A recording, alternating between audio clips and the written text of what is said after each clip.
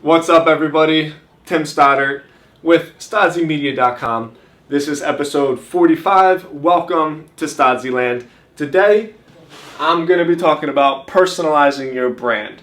So, before we even get started, let me quickly discuss what, in my eyes, a brand is. I've seen a lot of new clients and people that are just building websites and kind of just getting started talk about their logo. It's like, we got to get the logo out there because we have to get our brand out there. There's some truth to that, but what a brand really is how you make people feel and think when they see your logo or hear your company name or whatever. There's an emotional connection with the brand. It's not about a logo. It's about how people feel. You have to build some kind of an emotional connection. And personalizing your brand will do that because it'll get you on a more direct communication level with you and your target audience. So that's really important to understand because your brand is just a lot more than your site design and your fonts and your colors and your logo.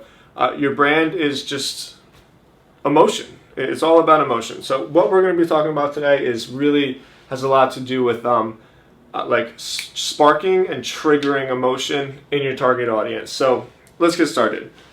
Number one, this is so important nowadays, and also keep in mind, it says photography here, but video, probably like animations, pictures, obviously all counts in here. What I mean by photography is just visual. So good visuals is really important. Headshots on your website.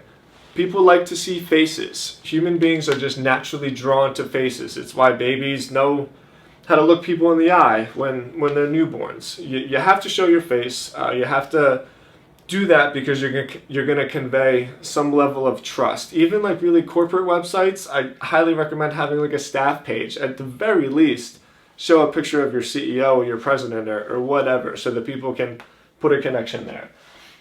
Workplace pictures. I'll give you a great example. I was going to book a hotel room 2 weekends ago with the W Hotel in Fort Lauderdale.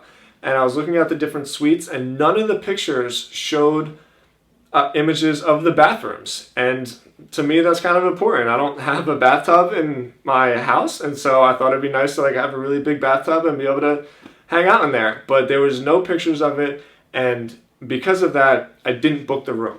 So workplace pictures of the destination, of where you guys hang out, again, it's just about building trust.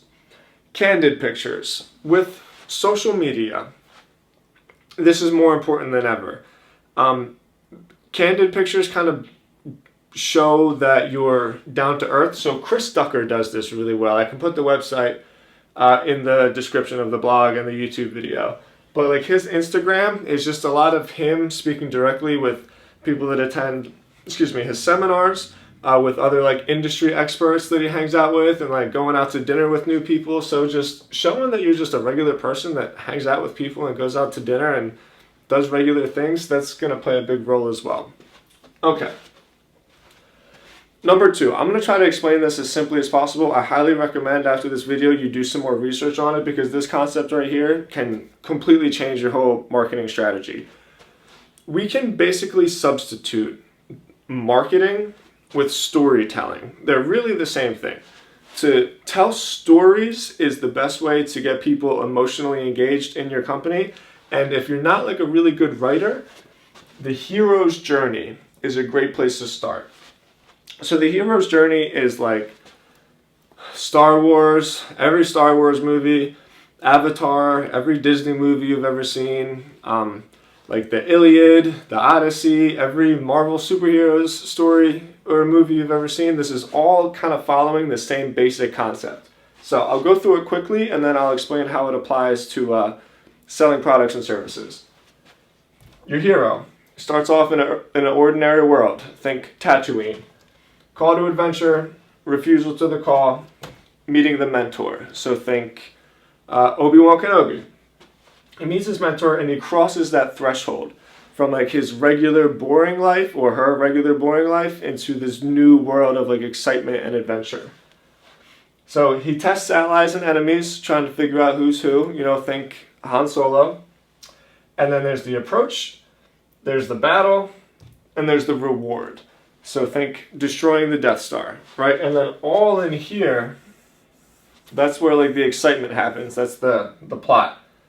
The road back, resurrection, return with the elixir. And on the road back, it's the ordinary world. So let's say that we're trying to tell this story from like a marketing perspective. If I were to do it, just right off the top of my head, simple example. You're the hero. You're the hero. You're sitting in your ordinary world, sitting at your desk job. You're bored. You have some call to adventure. You say, no, I'm not ready for that. I want to start my own business, but I'm not ready for that. The mentor comes around. I'm the mentor. The service or the product is the mentor. This is the thing that can really change your life and help you cross this threshold into this special world. So you're meeting new people, you're making alliances, you're finding enemies, and then all of this is your actual journey of building the business. So eventually, once you get here and you get the reward, look at this. You've bought my product. I'm the hero. You've bought my service. We took you on this journey and now you've done it. You're a business owner. You're making money. You're traveling the world. You're doing great things. And then you can return sort of back to your living room and back to your couch and you've made it. That is the concept of how to bring people through a sales funnel and like a dream through storytelling.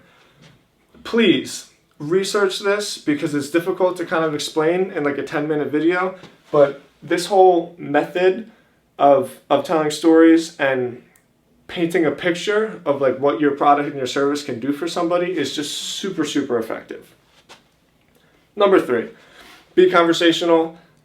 I put this at the end because I understand that being conversational is probably a little bit different for like a smaller company like us and like a real big corporation, but I think it still applies. So using personal experience is always a great way to do it, like personal lessons that you've learned. Maybe you're using a product and you found out, or maybe you're talking personally about a product that you're trying to sell and you found out ways that you can improve it. So you were using it yourself and you said, hey, like, I don't know, this thing breaks in the heat or something. So you made the adjustments and now your product is better. You can tell that story through personal experience. You can talk about the lessons learned, and also interviews through podcasts are pretty effective because conversational can also just be a conversation.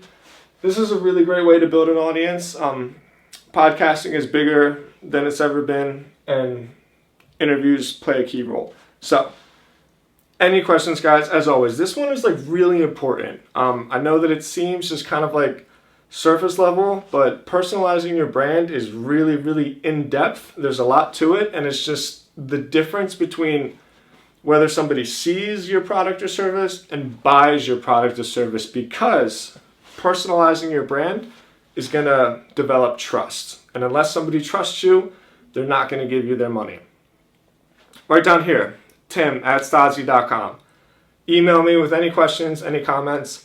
Please subscribe to the YouTube channel. Thank you guys so much for the kind words that you've been giving me. I'm always flattered to hear them. I appreciate you guys' time so much. Talk to you next time. Peace.